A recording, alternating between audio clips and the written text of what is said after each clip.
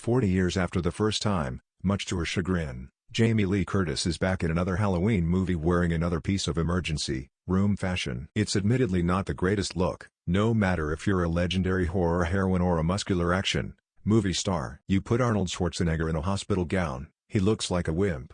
Curtis says with a laugh. They by nature make you feel vulnerable. It's just hard to be a warrior in a hospital gown. The new horror sequel Halloween Kills, in theaters and streaming on Peacock Friday definitely puts Curtis' iconic final girl Laurie Strode in a medical predicament.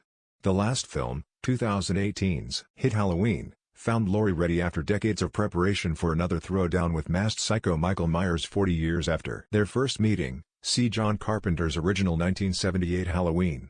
With daughter Karen, Judy Greer, and granddaughter Allison, Andy Matichak, by her side, Laurie trapped Michael in her burning house and then she escapes, bleeding out from a nasty stab wound to the abdomen in the back of a truck. Review: Halloween Kills is a step back for Jamie Lee Curtis' stab happy horror franchise. I think Laurie is really willing to die in that moment, Curtis, 62, says of where the last movie ends and Kills begins.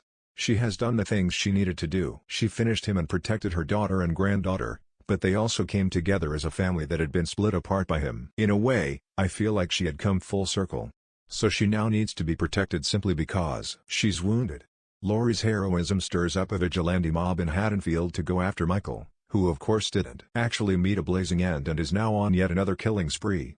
Meanwhile, Laurie deals with unexpected chaos at the hospital amid major surgery that keeps her bedridden and out of the main fight.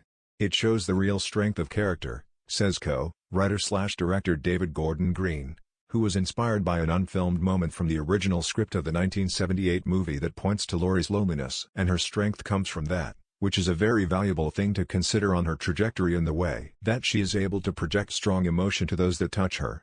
For Halloween Kills, Curtis recalls filming the bizarre operation scene featuring bona fide surgeons and not actors doing their thing on a prosthetic stomach piece. I'm listening to surgeons talk the way surgeons talk on some level while they're cutting me open. It was interesting and wacky. This sequel went a lot better for Curtis than 1981's Halloween 2, where Laurie was also recuperating in a hospital after a Myers attack. With a wry grin and dry wit, she recounts her most infamous moment from that film, when nightgown-clad Laurie falls out of a car door in a hospital parking lot and onto the pavement, bruising the expletive out of my left hip, and then crawls on the ground, breaking her nails on the asphalt, and gets to the doors where she squeaks out a help. It makes no freaking sense, Curtis says. The help's there and she can't scream. That makes me kind of crazy.